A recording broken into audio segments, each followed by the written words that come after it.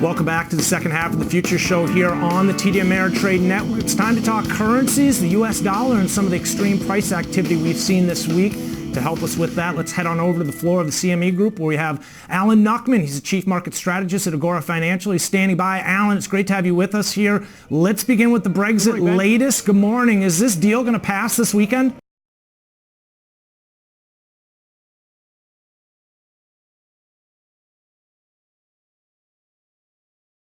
British pound was down at the 120 level back in September. We talked about it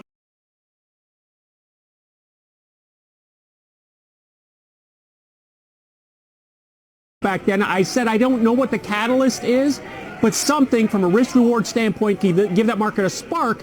But most importantly is when it does rally or bounce, how it follows through. Now, we had the big bounce yesterday, got up to 130, and today we're positive once again. So the market's telling us that things are, I hate to use this word in this market environment, but things are more stable, and there's a certain level of certainty that we haven't seen in a long, long time.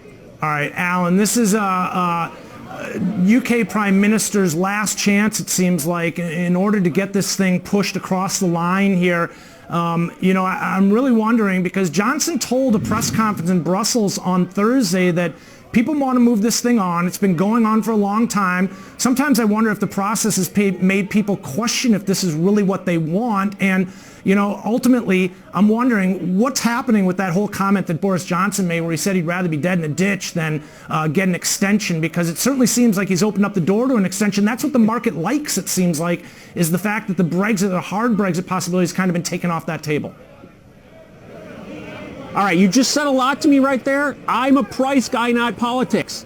I try and focus on the price. We do pay attention. Obviously, I was being facetious there, but I think cooler heads are going to prevail and something's going to come together. Again, the market has gone straight down in the pound, and it had to have some sort of a resolution, and we'll see if this can truly be the answer. I was on another channel yesterday right after Nigel Farage.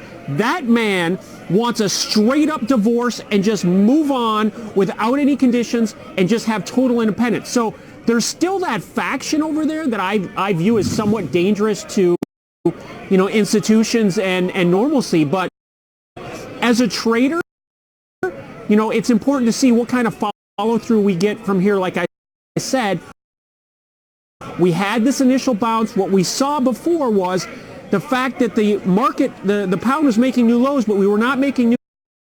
And then implied volatility. That bullish divergence was a sign. It just needed it needed to strike the match to get it to move. There's still a lot more upside. Now, we've even seen the euro currency start to play ball.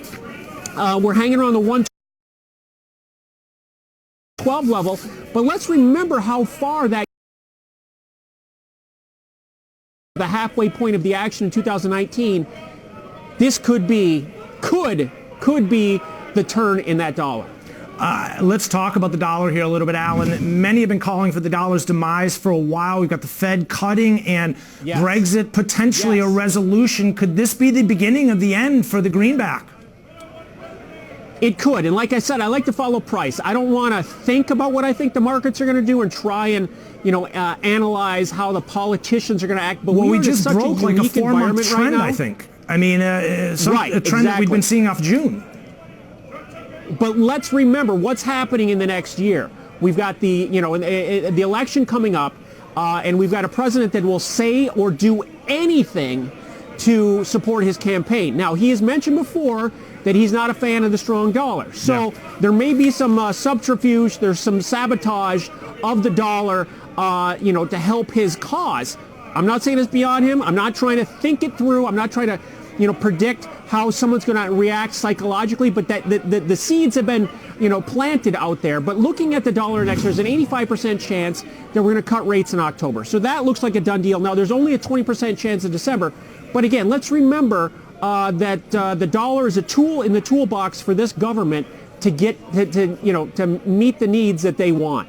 Yeah, I'm looking at the dollar and the ES here right now. I've got it up on a chart. If we could pull this up and show the viewers, Alan, I'm looking at the dollar. It's been on the decline the last couple weeks here, but the ES continues to struggle with the all-time highs. They're struggling with this 3,000 level in terms of anything with any real conviction to the upside. If we get some further decay here, you mentioned how the Trump administration has been wanting to see the dollar lower. They, in theory, think that it could help the stock market or could boost the stock market. Do you think that this could be the catalyst if the dollar continues lower and breaches the 97 handle? Could this be the catalyst to get us into new all-time highs? Yeah, definitely. I wouldn't say that the stock market has stalled. I wouldn't say it's stalled essentially. We've been trading between 2,800 and 3,000. So if we want to get in the macro market, because obviously that has a lot of overhang here, a breakout above 3,000 sends it to 3,200. We're less than 1% away from all-time forever highs with this, with the trade war with China, with Brexit, with impeachment. So that shows overall inherent strength, and I think earnings are a very positive sign here for the market. So let's see what sort of impact. It may be a delayed reaction in this dollar decline. Again, it's down here, 2-month lows. For me, it really needs a break below 96, been trading between 93 and 99 here in 2019.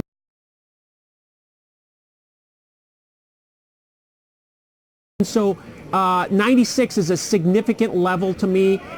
We've seen this before. We thought that it had broken down, but I think the other pieces of what's happening with the euro currency, and like I said, euro currency's got a ton more upside potential. Even though we've already had a 200-point bounce off the lows, like I said, the halfway point from 130 to 110 is 120. We're at 112. So there's still a lot more potential upside in that euro currency, which would push the dollar down. All right, we're going to keep an eye on the 90.